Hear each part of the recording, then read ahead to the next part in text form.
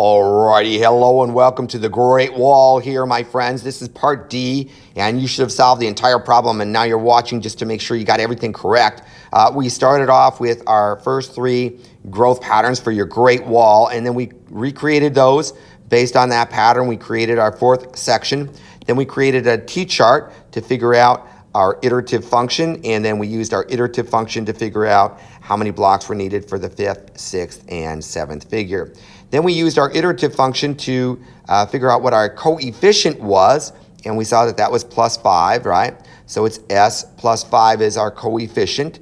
And then we use that information to create our formula, which is S times 5 plus 3. We tested that formula 3 times and discovered that it worked each and every time. So now we know this formula will work for any section number. And in this case, we're trying to figure out how many blocks are needed for the very last section of our wall. And since there are 72 creatures attacking your school, you need to figure out how many blocks are needed for the 72nd section of wall, right? So the first thing we want to do is go ahead and just simply write that we're going to solve for section 72, right?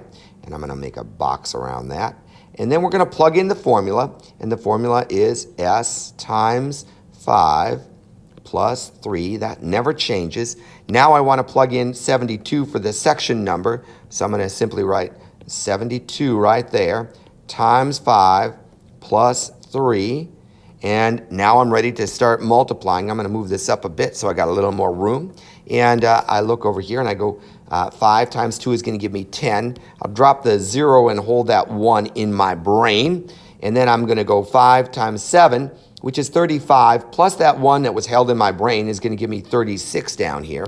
So I'm going to drop the 36, and that actually is 360. I'm going to drop the plus 3 and plus 3, and right here, bam, when you add it, you get 363 blocks needed, right, for the 72nd figure.